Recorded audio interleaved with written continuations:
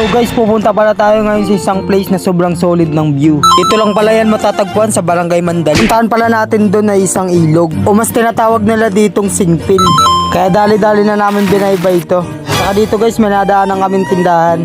Bali bibili pala kami dyan. Kaya tamang video sa tropa dyan habang bumibili kami. Tsaka guys, pasensya na pala sa boses ko ah. Ganto lang talaga to. Ay mo ah. Kaya tamang ikot ng camera si tropa dyan. Let's go. Tingnan nyo naman ako guys. So napaka-agad. Paano masabi? Init kasi. By the way, fast forward tayo guys. Let's go. Samahan nyo kami ulit. Medyo malayo-layo kasi ito pupuntahan natin. Nasa Barangay Pasto parang pala tayo ngayon guys. Tsaka dito guys, kanaig na to sa kabilang baryo na to. Tsaka nadaanan pala natin dyan guys yung elementary. Kung pala ako nag-kinder guys, dito pala kami nakatira dati. Pero may bahay pa naman kami dito. Kaso yung nakatira is kuya ko na lang. Dito kasi nakatira yung sa side ni Papa. Tsaka sayang pala guys, hindi natin madadaanan yung bahay namin.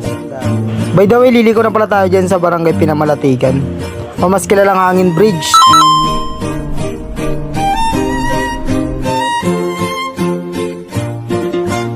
Fast forward tayo guys. Ito, malapit-lapit na tayo sa Hangin Bridge. Pero hindi yung destination na pupuntahan natin. Tignan nyo naman yung view guys oh. Napaka-solid oh. Para ka nasa ibang lugar. Let's go. Paano masabi? Ano pa inaantay nyo? Pumunta na kayo dito.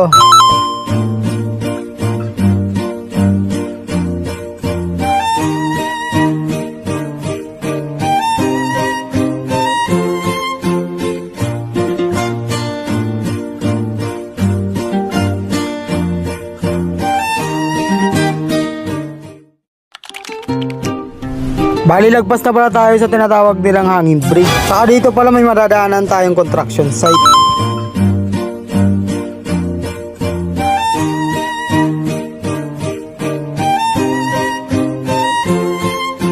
Tsaka dito guys, nadaanan natin yung water district. Isa sa mga sumusupply ng tubig dito sa aming lugar. By the way, malapit-lapit na pala tayo dyan sa destination na pupuntahan natin. So dito guys, may nadaanan na tayong bahay. Sinyalis na malapit na talaga tayo.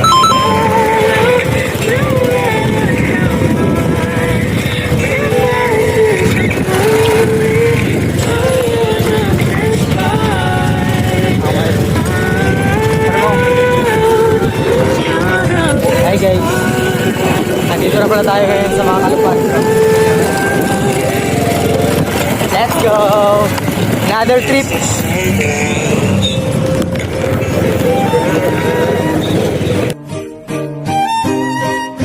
Nandito na pala tayo ngayon guys sa pupuntahan nating placement. Let's go. Tingnan mo tong paligid, walang arte, walang flex, pero